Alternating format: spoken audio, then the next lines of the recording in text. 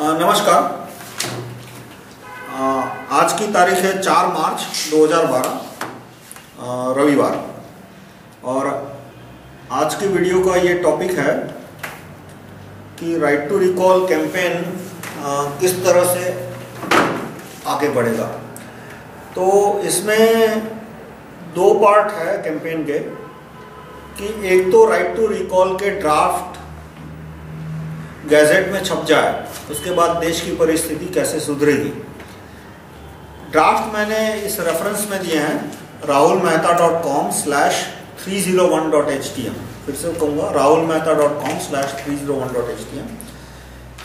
इसके सेक्शन 1.3 में एक ड्राफ्ट है RTI 2 3 लाइन का। उसके बाद right to recall prime minister section 6.6, MRCM section 5.12, इस किताब का सेक्शन 5.12। MRCM यानी मिनरल रॉयल्टी सीधी सिटीजन को मिले। Right to recall PM, right to recall CM, right to recall supreme court chief जज, right to recall reserve bank of India governor, right to recall national education minister, right to recall district police commissioner, district जज। इस तरह से जिले स्तर की कुछ 25 position पे राइट टू रिकॉल मैंने प्रपोज किया है। राज्य स्तर के कुछ 20-25 और केंद्र स्तर के 20-25। तो सब पे राइट टू रिकॉल के ड्राफ्ट जब गैजेट में आएंगे तो परिस्थिति कैसे सुधरेगी, इसका वर्णन मैंने अलग अलग वीडियो में किया है। जैसे एक वीडियो है जो कि एजुकेशन के ऊपर है कि राइट टू रिकॉल DO से एजुकेशन कैसे सुधरेगा। दूसरा है कि right to recall police commissioner से पुलिस कैसे सुधरेगी। राइट टू रिकॉल जज से जुडिशरी कैसे सुधरेगी। जुडिशरी के लिए जूरी सिस्टम का भी एक प्रपोजल है। अब दूसरा पार्ट आता है कि ये ड्राफ्ट गैजेट में आएंगे कैसे। आज का वीडियो इस टॉपिक पे है कि हम राइट टू रिकॉल ग्रुप, मैं और जो मेरे साथी हैं, हम क्या प्लान प्रपोज करते हैं कि कार्यकर्ता क्या काम कर सकते हैं कि जिससे प्रधानमंत्री और मुख्यमंत्री ये ड्राफ्ट राइट टू रिकॉल के ड्राफ्ट गैजेट में छापने के लिए मजबूर हो जाए। तो पहले मैं बताऊंगा कि गैजेट क्या होता है। गैजेट भारत में केंद्र सरकार है और जो 25-30 राज्य सरकारें हैं वो हर 15 दिन महीने में गैजेट निकालती है। और गैजेट यानी कि कलेक्टर, तहसीलदार, सेक्रेटरी को दिए गए आदेश, मंत्रियों द्वारा दिए गए आदेश। गैजेट का अर्थ होता है राज्यपत्र, राजपत्र, यानी मंत्री द्वारा दिए गए कलेक्टर, सेक्रेटरी को आदेश और उनके आदेश पर तैयार किए गए दूसरे आदेश। यानी मंत्री ने सेक्रेटरी को आदेश दिया और मंत्री के आदेश का अमल करने के लिए सेक्रेटरी ने जो दूसरे आदेश बनाए वो गैजेट नोटिफिकेशन। तो राइट टू रिकॉल इंडिया में कब आएगा? जब right to recall PM gazette में छप जाएगा, right to recall supreme court जज गैजेट में छप जाएगा। अब मेरे जो ड्राफ्ट मैंने प्रपोज किए उसमें कहीं कॉन्स्टिट्यूशनल अमेंडमेंट की जरूरत नहीं है। बहुत सारे लोग बोलते हैं कि भाई right to recall supreme court जज के लिए तो कॉन्स्टिट्यूशन चेंज करना पड़ेगा, या तो राइट टू रिकॉल PM के लिए कॉन्स्टिट्यूशन चेंज करना पड़ेगा। वो सब लोग सर से पांव तक झूठे हैं, एकदम झूठे हैं, झूठ बोल रहे हैं। मैंने उन बहुत लोगों को मेरा ड्राफ्ट बताया कि भाई इसमें बताओ कि कौन सा सेक्शन कॉन्स्टिट्यूशन को, कौन सा आर्टिकल को वायलेट करता है। तो ड्राफ्ट देखने के बाद कुछ गलती ढूंढ नहीं पाए, इसलिए बोलते हैं कि ये ड्राफ्ट मुझे पढ़ना ही नहीं है। ना पढ़ना है वो उनकी मर्जी। कोई बोले कि ये ड्राफ्ट बकवास है, नहीं पढ़ना है, चलो ठीक है उनकी बात। पर कोई बोले कि ये ड्राफ्ट अनकॉन्स्टिट्यूशनल है, तो कम से कम इतना तो बताओ कि कॉन्स्टिट्यूशन के कौन से आर्टिकल का भंग होता है। एक भी आर्टिकल का भंग नहीं होता। तो अब कैसे छपवाना, तो इसके लिए मेरा ये जो रेफरेंस मटेरियल है rahulmehta.com/301.htm, उसके चैप्टर 13, 14, 15, 16, 17, 13, 14, 15, 16, 17 ये 5 चैप्टर में मैंने एक्सप्लेन किया है कि किस तरह से हम राइट टू रिकॉल के ड्राफ्ट गैजेट में छापने के लिए PM को बाध्य कर सकते हैं। तो कार्यकर्ता क्या कर सकते हैं, तो चैप्टर 13 में मैंने लिस्ट दिया है कि क्या कर सकते हैं। पहला कदम ले सकते हैं कि आपका जो फेसबुक अकाउंट है उस पर आप लिख सकते हैं कि demands right to recall PM। Demands right to recall भी लिखो, पर डिमांड्स राइट टू रिकॉल में कंफ्यूजन हो जाएगा कि आप अन्ना के राइट टू रिकॉल के साथ हो या ये असली राइट टू रिकॉल के साथ हो। क्योंकि अन्ना जो राइट टू रिकॉल मांगते हैं वो कॉर्पोरेटर और सरपंच के लिए है। अन्ना ने right to recall MLA, right to recall MP, right to recall PM, right to recall supreme court जज, इस सबका विरोध किया है। ये सब होना ही नहीं चाहिए। वो सिर्फ राइट टू रिकॉल कॉर्पोरेटर और राइट टू रिकॉल सरपंच की बात करते हैं। इसलिए यदि आप लिखोगे demands right to recall PM या तो सिर्फ right to recall PM Facebook में, तो स्पष्ट हो जाएगा कि आप असली राइट टू रिकॉल डिमांड में मांगने वाले हो, वो नकली नहीं। तो एक आप फेसबुक प्रोफाइल में ये ऐड कर सकते हैं कि demands right to recall PM. उसके बाद जो राइट टू रिकॉल के टेम्पलेट है मेरे वेबसाइट पे आपको मिलेंगे rahulmehta.com। फेसबुक पर एक कम्युनिटी है right to recall against corruption, कुछ 10,000 जितने मेंबर है उसमें। तो उस कम्युनिटी में भी आपको बहुत सारे राइट टू रिकॉल के डॉक्यूमेंट मिलेंगे, तो वो डॉक्यूमेंट आप पढ़ सकते हैं। उसके बाद आप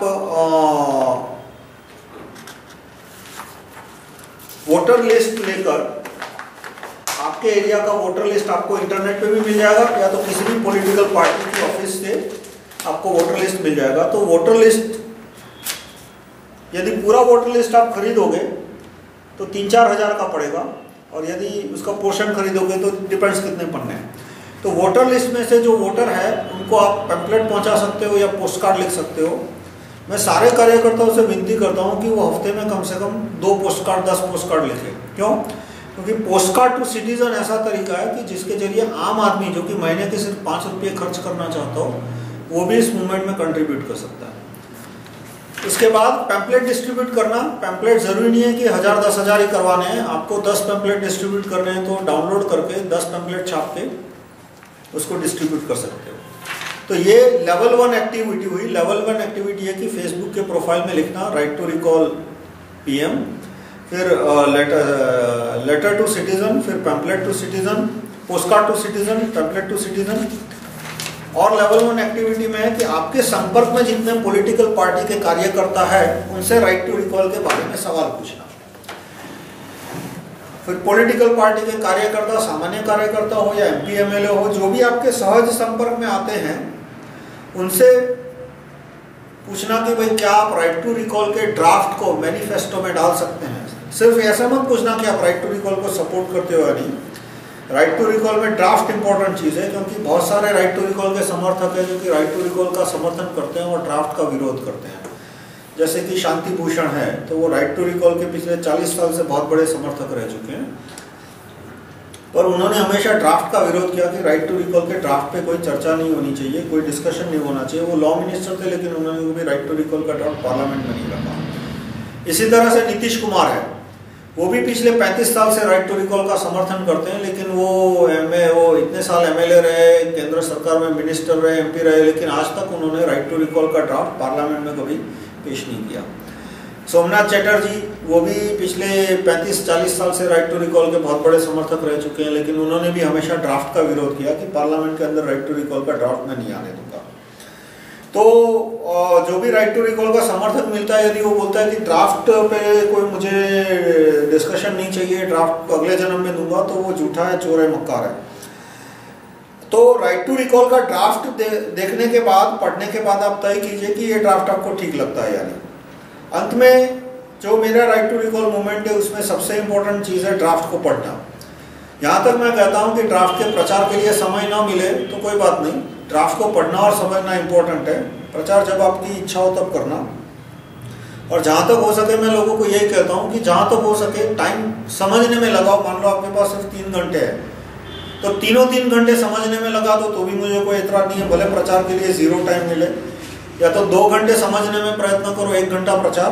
पर ऐसा ना हो कि 3 घंटे प्रचार में लगा दिया और ड्राफ्ट पढ़ने का टाइम ही नहीं मिला, क्योंकि वो प्रचार निरर्थक हो जाता है। राइट टू रिकॉल का कोई विरोधी है, उसने मान लो कोई सवाल पूछ लिया कि भाई इसमें पैसे नहीं खरीदे जाएंगे, वोट नहीं बटेंगे, आम आदमी तो बेवकूफ़ होता है, और उस समय यदि सवाल का जवाब नहीं दे पाए तो जो 3 घंटे के प्रचार की मेहनत थी हो सकता है उसमें पूरा पानी फिर जाए।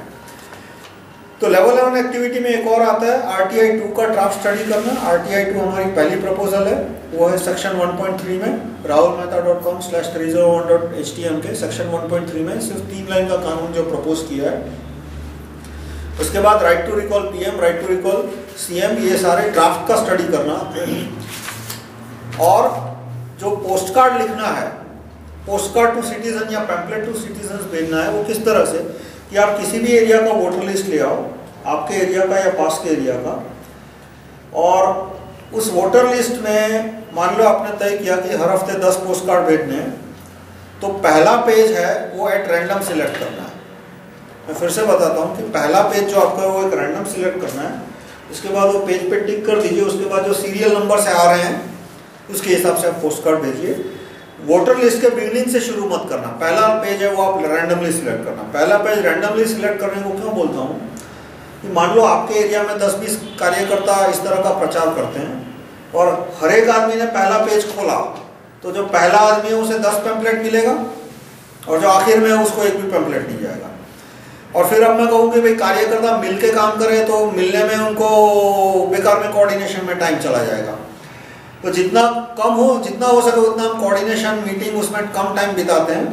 यदि आप पहला पेज रैंडमली सिलेक्ट करते हो और 10 कार्यकर्ता और 10 कार्यकर्ता पहला पेज रैंडमली सिलेक्ट कर दिए, तो कोई 10वें पेज पे जाएगा, कोई 20वें पेज पे जाएगा, कोई 50वें पेज पे जाएगा, तो ऑटोमेटिकली लिस्ट है वो रैंडमली डिस्ट्रीब्यूट हो जाएगा। तो पहला पेज आप रैंडमली सिलेक्ट करो और उसके बाद वो सीरियल नंबर में चलते जाओ और वोटरों को पैम्पलेट पहुंचाओ उस एरिया के। यदि मान लो उस एरिया में आपको प्रचार नहीं करना तो किसी और एरिया का वोटर लिस्ट ले लो और वहां पे आप पोस्ट कार्ड या पैम्पलेट डिस्ट्रीब्यूट कर सकते हो। उसके बाद आपके एरिया में जो फेसबुक कम्युनिटी है राइट टू रिकॉल की, अभी राइट टू रिकॉल बिहार है, राइट टू रिकॉल यूपी है, right to recall Madhya Pradesh है।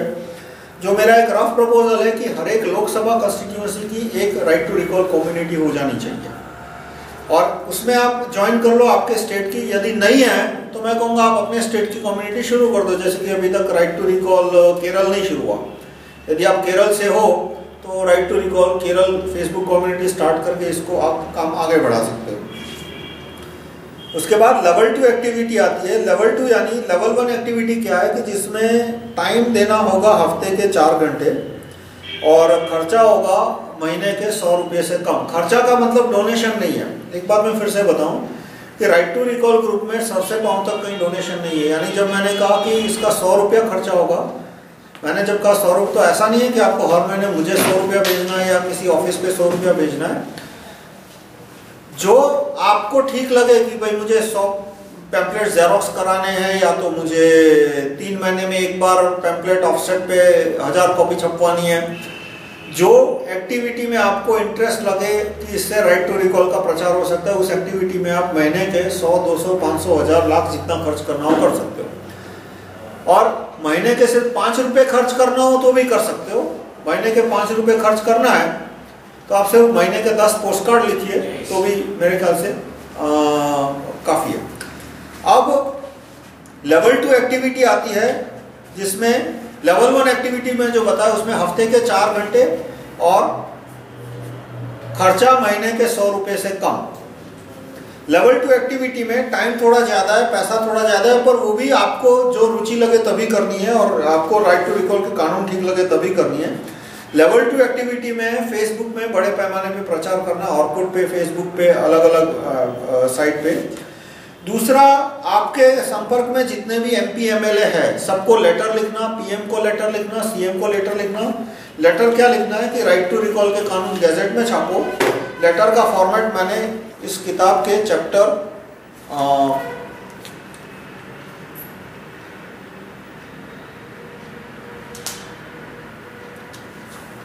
4 में दिया है।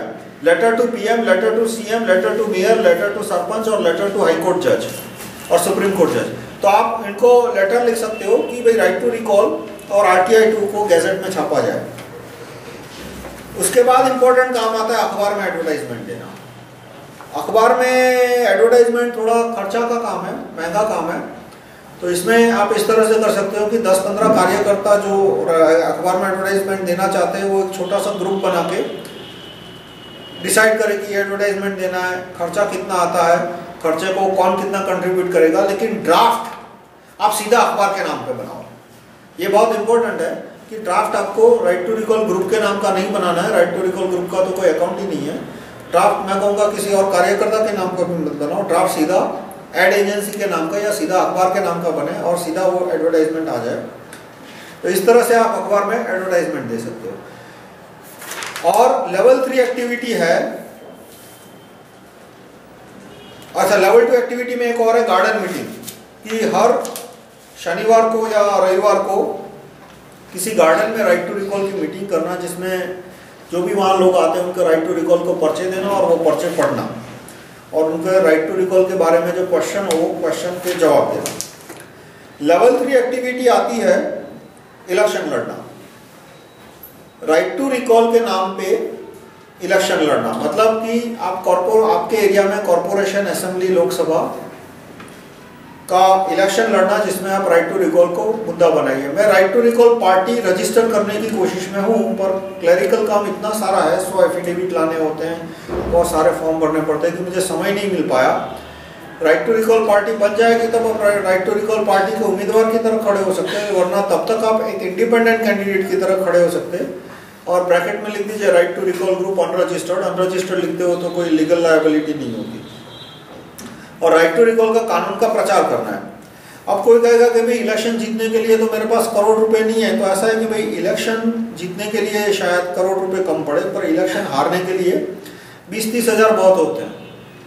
इलेक्शन, लोकसभा का इलेक्शन लड़ोगे तो डिपॉजिट होगी 10,000, शायद अगले साल बढ़ के 20,000 हो जाए। एमएलए का इलेक्शन लड़ोगे तो डिपॉजिट है 10,000, और 10,000 को डिपॉजिट भरा, खर्चा पानी में गया, और उसके बाद 10-20 हज़ार के पैम्पलेट डिस्ट्रीब्यूट कर दो।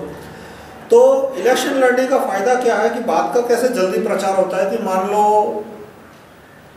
आपने 10,000 पैम्पलेट छापे और वो बांटे, तो 10,000 में से 1,000 लोग पैम्पलेट पढ़ेंगे। लेकिन इलेक्शन का माहौल है और आप कैंडिडेट हो, इंडिपेंडेंट कैंडिडेट हो, और कोई आदमी तय करके बैठा है कि उसको बीजेपी को वोट देना है या कांग्रेस को वोट देना है, और आपका पत्रिका उसके हाथ में गई, तो 10,000 में से 5-7 हज़ार लोग पत्रिका पढ़ेंगे। क्योंकि इलेक्शन का एटमॉस्फेयर है, तो कोई भी आदमी जब तय करके बैठा है कि बीजेपी को वोट देना है, वो भी देखता है कि भाई ये इंडिपेंडेंट कैंडिडेट है, बात उसकी पढ़ते हैं क्या लिखा है उसने। तो हमारा एक मकसद है कि ये 4-5 लाइन हर एक नागरिक के कानों तक पहुंचाना, हर एक नागरिक के दिमाग तक पहुंचाना, उसकी आंखों तक पहुंचाना। कौन सी 4-5 लाइन? कि महात्मा चंद्रशेखर आजाद और उनके गुरु महात्मा सचिंद्रनाथ सान्याल ने 1925 में कहा था कि हम जिस गणराज्य की स्थापना करना चाहते हैं उसमें राइट टू रिकॉल होगा, क्योंकि राइट टू रिकॉल नहीं हुआ तो लोग डेमोक्रेसी मजाक बन जाएगा। ये उनके एग्जैक्ट शब्द है। ये वाक्य मुझे 60 करोड़ लोगों, 70 करोड़ वोटर तक पहुंचाने हैं।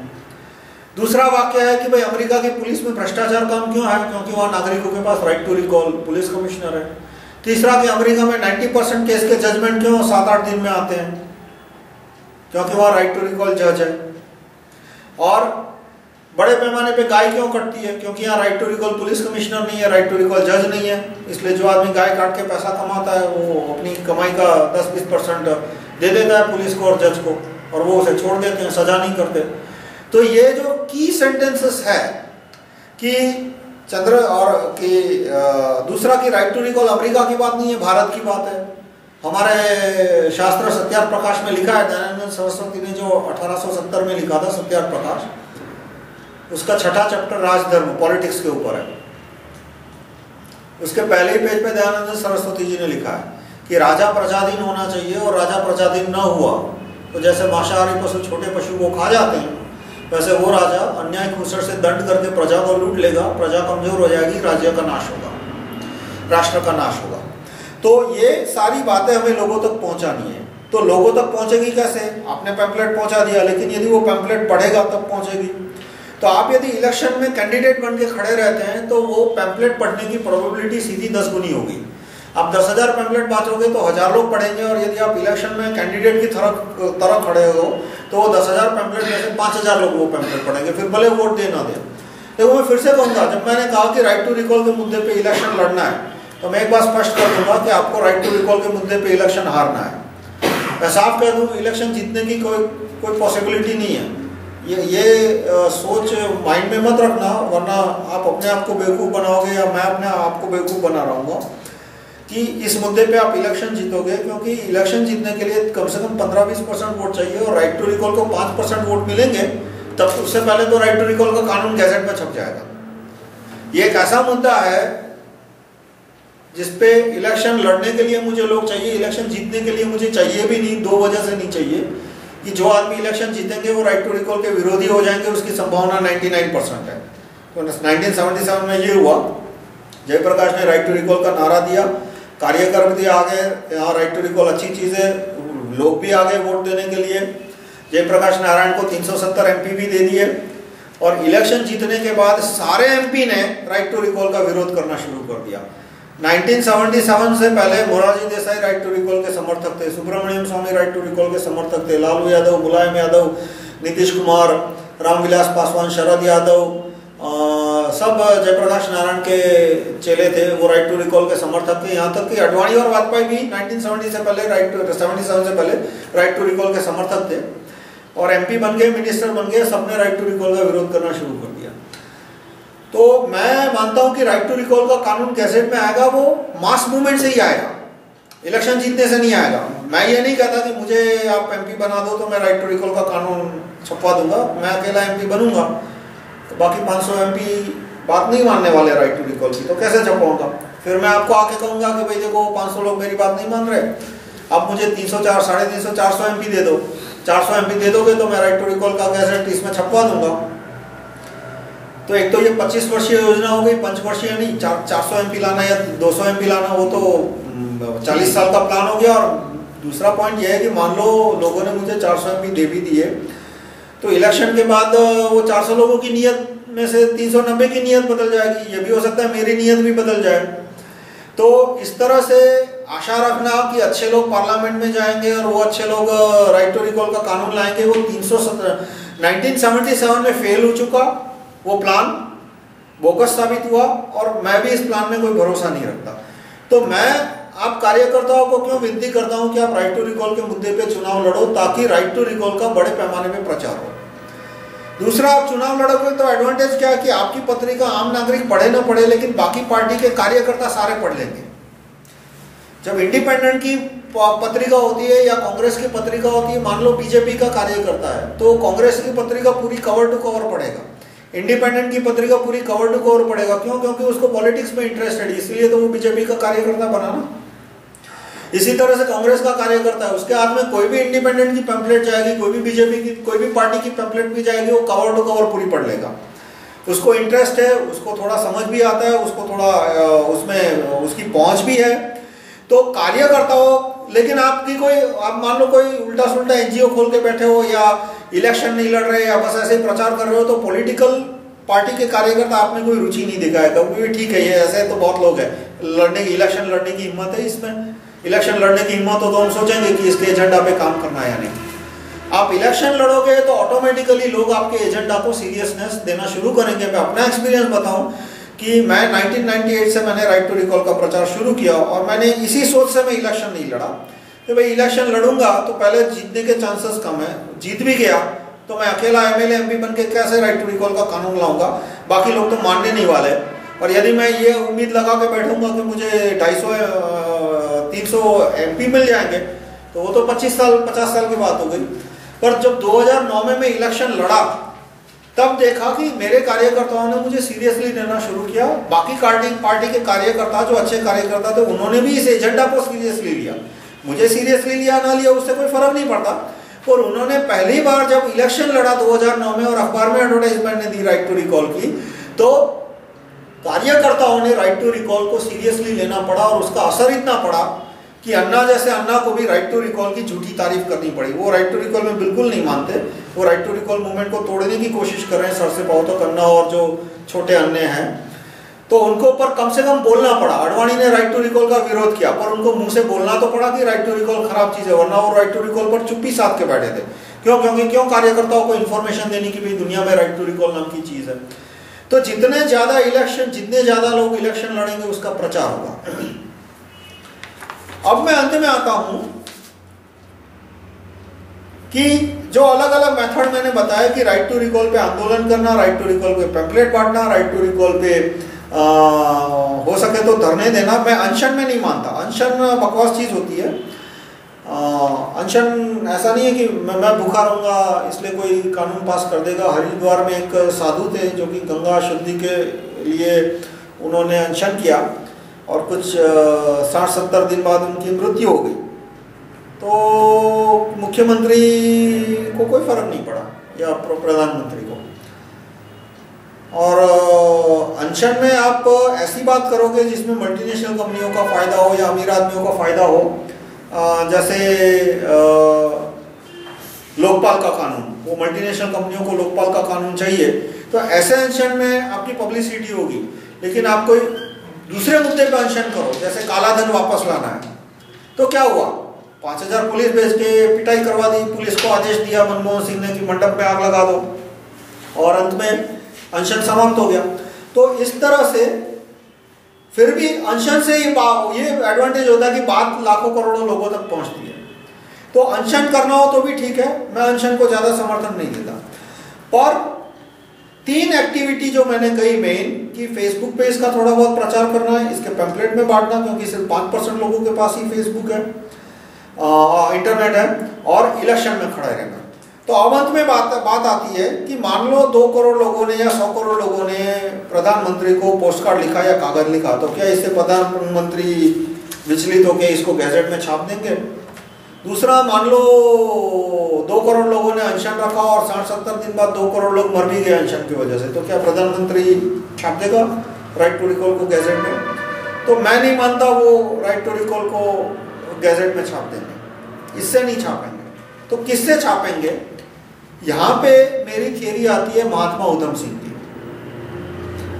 कि अंत में प्रधानमंत्री राइट टू रिकॉल को गैजेट में क्यों छापेंगे, वो महात्मा उधम सिंह के कहने पे छापेंगे। महात्मा उधम सिंह यानी उधम सिंह जैसे व्यक्ति। उधम सिंह, आप यदि सॉफ्टवेयर डेवलपर हो तो एक जब स्टेटमेंट लगते हैं कि डिम फाइल एज फाइल, तो फाइल वेरिएबल का भी नाम है, टाइप का भी नाम है। तो उस तरह से महात्मा उधम सिंह के 2 अर्थ हैं। एक तो उधम सिंह जिन्होंने ड्वायर का वध किया, जस्टिस टू डायर, डायर को न्याय दिया, और दूसरे महात्मा उधम सिंह यानी उधम सिंह के। तो महात्मा उधम सिंह की पूरी डेफिनेशन तो मैं नहीं दूंगा, मैं कुछ कैरेक्टरिस्टिक दूंगा कि महात्मा उधम सिंह अहिंसा की मूर्ति है, अहिंसा के, हिंसा के नहीं। द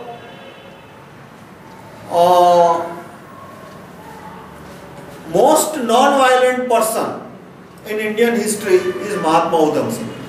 और सबसे हिंसक व्यक्ति हो, सबसे हिंसक व्यक्ति तो मैं कहूंगा दुरात्मा गांधी, कि जिनकी वजह से 10 लाख लोगों की कत्ल हो गई, और पाकिस्तान में 10 लाख से ज़्यादा हिंदुओं की कत्ल हो गई, 20-40 लाख के अपहरण हुए, 4 करोड़ लोगों को भागना पड़ा। तो उसमें सारा श्रेय तो नहीं, पर सबसे ज़्यादा श्रेय जाता है दुरात्मा गांधी को। तो महात्मा उधम सिंह सबसे अहिंसक व्यक्ति है, 100% नॉन वायलेंट। उनकी लाक्षणिकता है क्या है कि वो पैसे के लिए कोई काम नहीं करते, उनको पैसे में कोई रुचि नहीं है, उनको फेम में भी कोई रुचि नहीं है। ये भी नहीं चाहते कि हर एक अखबार में उनके फोटो छपे, जो दुरात्मा गांधी को था कि हर एक रोज अखबार में उनका फोटो होना चाहिए और उनके सिवा किसी और का नहीं होना चाहिए। 2 बात थी उनमें, तो उनका फोटो होना चाहिए और उनके सिवा किसी को और का नहीं होना चाहिए, only Gandhi, Gandhi and only Gandhi. तो इस तरह का भी महात्मा उधम सिंह को नहीं है कि उनको इज्जत शोहरत मिले। महात्मा उधम सिंह चाहते हैं कि देश की मेजोरिटी जो चाहती है वो काम होना चाहिए। ये बहुत इंपॉर्टेंट चीज है कि वो देश की मेजोरिटी के ओपिनियन के आधार पे काम करते हैं। वो ना अपनी मनसूफी के आधार पे काम करते हैं, ना उनके ख्याली पुलाव के हिसाब से काम करते हैं, ना पैसे के लिए काम करते हैं, ना पावर चाहिए। वो देश के मेजोरिटी के ओपिनियन का सम्मान होना चाहिए, इस विचार से वो काम करते हैं। तो और जितने भी महात्मा है, महात्मा सुभाष चंद्र बोस, महात्मा चंद्रशेखर आजाद, महात्मा भगत सिंह, आप देखिए कि उनमें महात्मा उधम सिंह के गुण हैं। महात्मा उधम सिंह एक बेस कैटेगरी है, बेस क्लास है, और बाकी सब उनके अलग अलग वेरिएशन है। वो सिचुएशन के हिसाब से अलग अलग वेरिएशन बने। महात्मा भगत सिंह तो उन्होंने सैंडर्स का वध इसलिए नहीं किया कि उनको सैंडर्स से कोई जाति दुश्मनी थी, या तो सैंडर्स ने उनके किसी रिश्तेदार को मारा था, या तो सैंडर्स ने उनका उधारी पैसा नहीं चुकाया था। उन्होंने सैंडर्स का वध इसलिए किया क्योंकि न्याय की बात थी और देश की मेजोरिटी चाहती थी कि भाई सैंडर्स ने दुरात्मा गांधी का नाम आगे बढ़े, इसलिए उसने लाला लाजपत राय को सब्ट्रैक्ट करना था। इसलिए सैंडर्स ने या स्कॉट ने लाला लाजपत राय की हत्या करवा दी। लाला लाजपत राय की हत्या स्कॉट ने पीट के की थी। स्कॉट ने खुद और 4 पुलिस वालों को आदेश दिया था कि लाला लाजपत राय को वो जब तक कि उनका शरीर पूरा टूट ना जाए तब तक उन पे लाठियां बरसाओ। और 4-5 पुलिस वालों ने घेर के उनको लाठियां मारी थी। और उसका रीज़न ये था कि अंग्रेज चाहते थे कि लाला लाजपत राय खत्म हो जाए ताकि मोहन भाई का घोड़ा आगे बढ़े। मोहन भाई जब तक लाला लाजपत राय जिंदा थे कोई मोहन भाई को गिनता नहीं था, उसकी कोई इतनी बोलते थे कि भाई ये सब बकवास कर रहा है, हिंसा और चरखा और सब बकवास था। इसलिए लाला लाजपत राय को मोहन भाई का नाम आगे बढ़े, इसलिए अंग्रेजों ने लाला लाजपत राय की हत्या करवाई। और इसलिए महात्मा भगत सिंह ने तय किया कि सैंडर्स का वध करना है। तो सैंडर्स का वध भगत सिंह ने इसलिए किया क्योंकि मेजोरिटी, देश की मेजोरिटी चाहती थी कि सैंडर्स का की न्याय मिले। तो महात्मा उधम सिंह जो है वो न्याय के लिए करते हैं और मेजोरिटी न्याय चाहती है।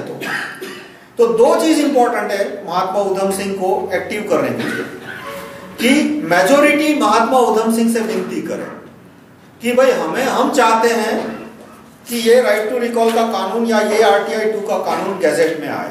आरटीआई 2 का कानून सबसे सरल और सबसे प्रिमिटिव कानून है हमारी सारी दरखास्तों में। सेक्शन 1.3 में rahulmehta.com/301.htm उसके सेक्शन 1.3 में। तो मेजोरिटी जब कहेगी महात्मा उधम सिंह से कि भाई हम चाहते हैं कि पीएम इसको गैजेट में छापे, तब महात्मा उधम सिंह इस बात का प्रयत्न करेंगे कि प्रधानमंत्री या अगले प्रधानमंत्री उसे गैजेट में छापे। तो अब आपका दूसरा सवाल आता है कि भाई महात्मा उधम सिंह कहाँ मिलेंगे? तो भाई किसी के फोरहेड पे तो लिखा नहीं है भगवान ने कि ये आदमी ये जब बच्चा पैदा हुआ तब भगवान ने फोरहेड पे तो लिखा नहीं है कि ये भगत सिंह बनेंगे या ये महात्मा सुभाष चंद्र बोस बनेंगे या दुरात्मा गांधी बनेंगे या दुरात्मा जवाहर बनेंगे। और जो व्यक्ति भगत सिंह है बनने वाले हैं उनको भी शायद भगत सिंह बने उसके 2 साल पहले पता नहीं होगा कि वो महात्मा भगत सिंह बनने वाले हैं। कोई भी व्यक्ति, हम 75 करोड़ में से हो सकता है कोई भी व्यक्ति उधम सिंह ना हो, ये भी एक पॉसिबिलिटी है। यदि ये आप पॉसिबिलिटी है कि हम 75 करोड़ में से एक भी व्यक्ति उधम सिंह नहीं है तो मैं कहूँगा देश डूब गया। आप अभी से अमेरिका की, ऑस्ट्रेलिया की, न्यूजीलैंड की टिकट कटा लो, यदि 75 करोड़ में एक भी व्यक्ति महात्मा उधम सिंह नहीं है तो देश डूबा समझो, देश को कोई नहीं बचा सकता। तो ये पहले आपको डिसाइड करना है। देखो ये प्योरली आपका डिसीजन है कि आप ये मान के चलना चाहते हो कि उधम सिंह है या नहीं है।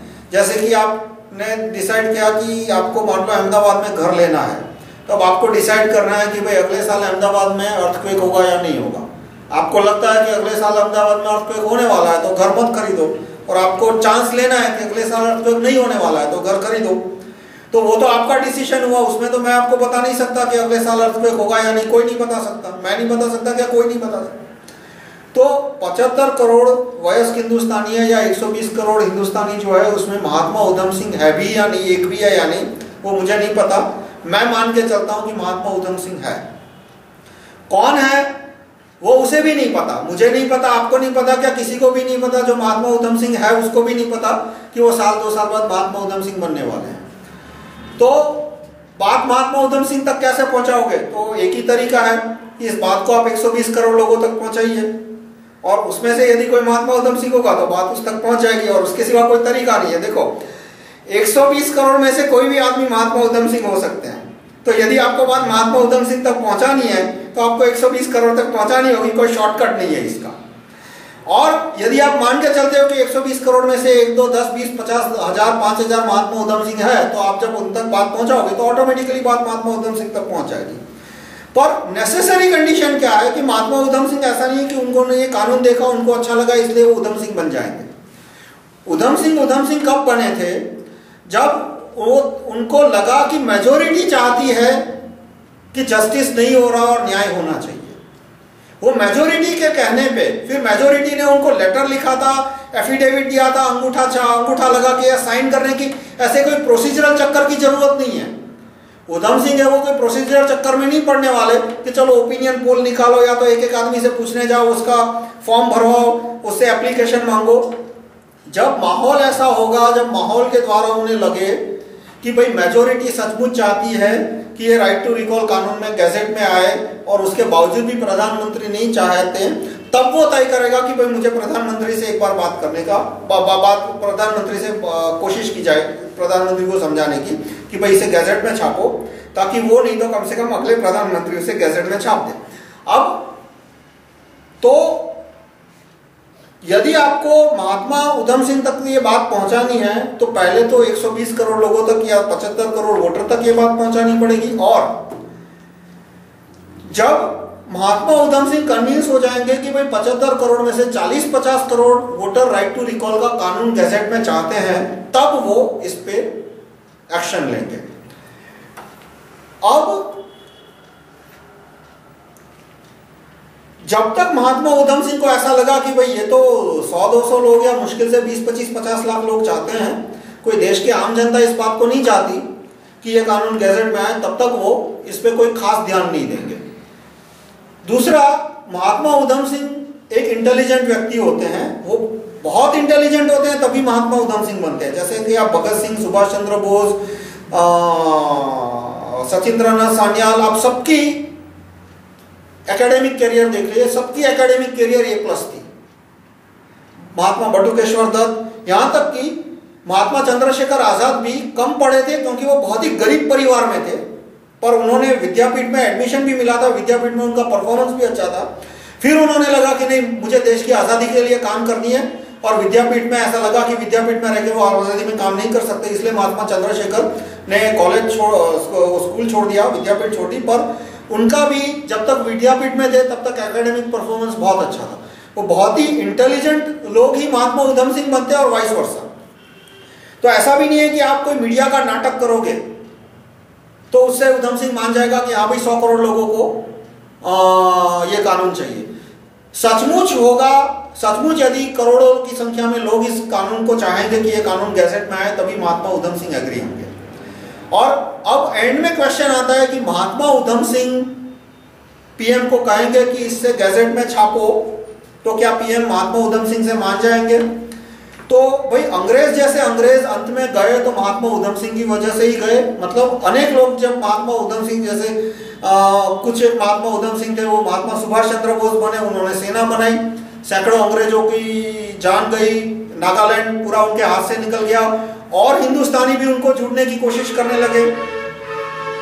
अंग्रेज की सेना में भी एक प्रकार का विद्रोह शुरू हो गया। जो बंबई में विद्रोह हुआ उसको रॉयल नेवी म्यूटिनी शब्द नहीं होना चाहिए, पर जो नेहरू ने इतिहासकारों को पैसा दिया कि इसके लिए म्यूटिनी शब्द इस्तेमाल करना, उसके लिए शब्द विद्रोह होना चाहिए या क्रांति होनी चाहिए।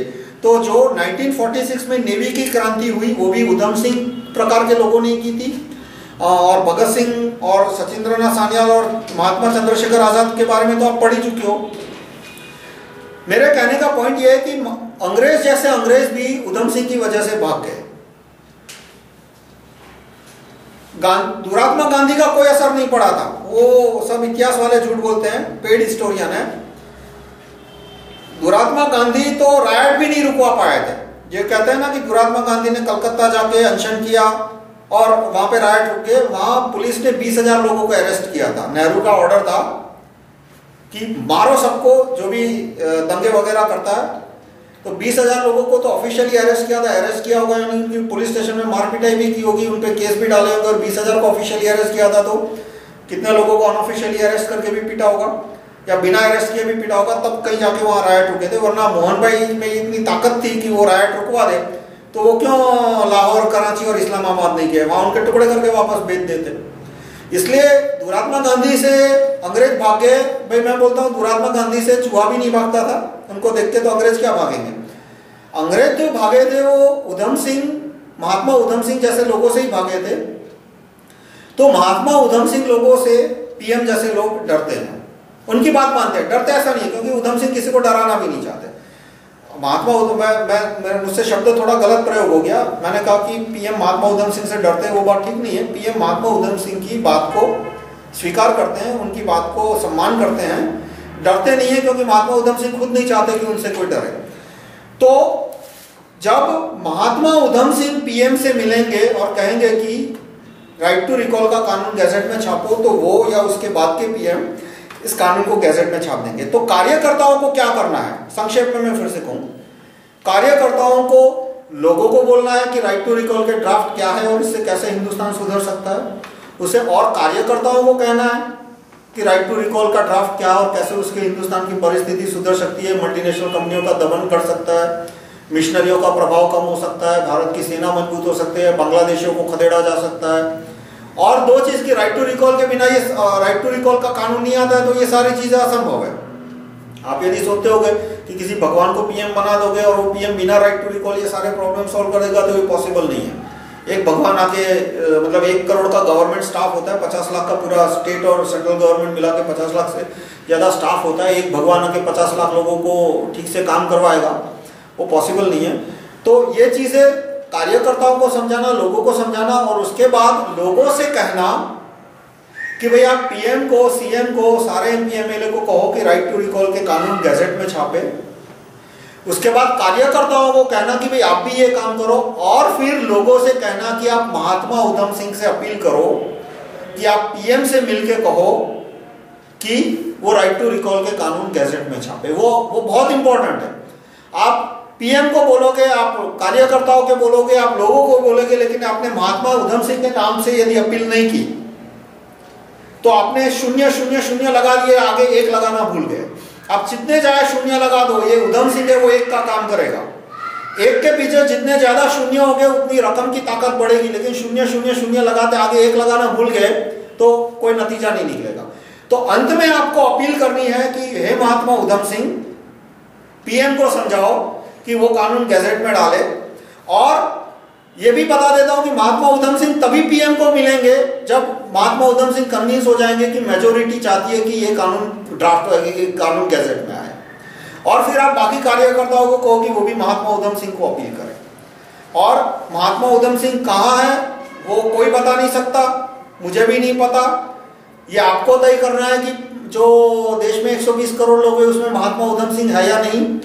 आप थोड़ा गूगल कर लीजिए उधम सिंह के ऊपर, आप उधम सिंह गूगल करेंगे, उधम सिंह या मदन लाल धिंगरा, तो आपको आइडिया आ जाएगा कि वो 100% नॉन वायलेंट लोग हैं, 100% अहिंसा में मानते हैं। मेरे पूरे एजेंडा में मैं साफ साफ बोलता हूँ, मैं हिंसा को समर्थन नहीं देता। मैं 100% अहिंसक व्यक्ति हूँ और 100% नॉन वायलेंस में बिलीव करता हूँ। और इसीलिए मैं महात्मा उधम सिंह को मैं आदर्श मानता हूँ और दुरात्मा गांधी को मैं आदर्श नहीं मानता। दुरात्मा गांधी अत्यंत हिंसक व्यक्ति थे। और आप को और आप महात्मा उधम सिंह को अपील करोगे, और जब करोड़ों लोग महात्मा उधम सिंह को अपील करेंगे तो महात्मा उधम सिंह पीएम को समझा देंगे कि ये कानून गैजेट में आना चाहिए और पीएम इस कानून, और पीएम महात्मा उधम सिंह की बात को नहीं टालेंगे। प्रधानमंत्री, मुख्यमंत्री महात्मा उधम सिंह की बात का सम्मान करेंगे और वो इसे गैजेट में छापेंगे। तो इस तरह से राइट टू रिकॉल के कानून गैजेट में आ सकते हैं। उसके लिए इलेक्शन जीतना जरूरी नहीं है, इलेक्शन लड़ना जरूरी है। मैं साफ बोलता हूँ, इलेक्शन लड़ना क्यों जरूरी है? क्योंकि इलेक्शन लड़ोगे तो बात गति से, बहुत 10 गुनी गति से, 20 गुनी गति से लोगों तक पहुंचेगी, 20 गुनी गति से कार्यकर्ताओं तक पहुंचेगी। और दूसरी पार्टी के कार्यकर्ताओं को, दूसरी पार्टी के नेताओं को बोलना है कि आप अपने नेता को बोलो कि वो भी राइट टू रिकॉल के ड्राफ्ट का समर्थन दे। कोई भी ड्राफ्ट, जरूरी नहीं है ये ड्राफ्ट होना चाहते हो। यदि उनके नेता के पास अच्छे ड्राफ्ट है तो मैं कहूँगा उनके ड्राफ्ट दो मुझे, मैं ये फाड़ के फेंक दूंगा और उनके ड्राफ्ट में इसमें डाल दूंगा। मुझे कुछ ऐसा नहीं है कि यही ड्राफ्ट गैजेट में आने चाहिए, इससे अच्छे ड्राफ्ट हो तो मोर देन वेलकम। तो उससे क्या फायदा है कि हर एक पार्टी में, हर एक संगठन में कुछ नॉन एटीजी एक्टिविस्ट है। नॉन एटीजी एक्टिविस्ट क्या होता है वो मैं अगले वीडियो में बताऊंगा। एटीजी एक इनकम टैक्स का सेक्शन है कि आप यदि चैरिटी करोगे तो आपको टैक्स नहीं भरना पड़ेगा, आप चैरिटी करोगे तो आपको सरकार से ग्रांट मिलेगी वगैरह वगैरह। नॉन एटीजी एक्टिविस्ट का मतलब है कि जिसको पैसे में इंटरेस्ट नहीं है, ग्रांट में इंटरेस्ट नहीं है, टैक्स बचाने में इंटरेस्ट नहीं है, वो देश के लिए काम करना चाहता है। तो जितने भी नॉन एटीजी एक्टिविस्ट है उन तक राइट टू रिकॉल की बात पहुंचाओगे और उनको रिक्वेस्ट करोगे कि भाई अपने आप नेता तक, आपके नेता को बोलो कि वो राइट टू रिकॉल के ड्राफ्ट का समर्थन दे, तो वो अपने नेता से बात करेगा। तो दो वस्तुएं होगी, या तो उनके नेता राइट टू रिकॉल को समर्थन देंगे, जैसे अन्ना हजारे को समर्थन देना पड़ा, झूठा तो झूठा पर देना तो पड़ा। अब उसकी धीरे धीरे पोल खुलेगी कि वो राइट टू रिकॉल, वो सूडो रिकॉलिस्ट है, वो धीरे धीरे पोल खुलेगी।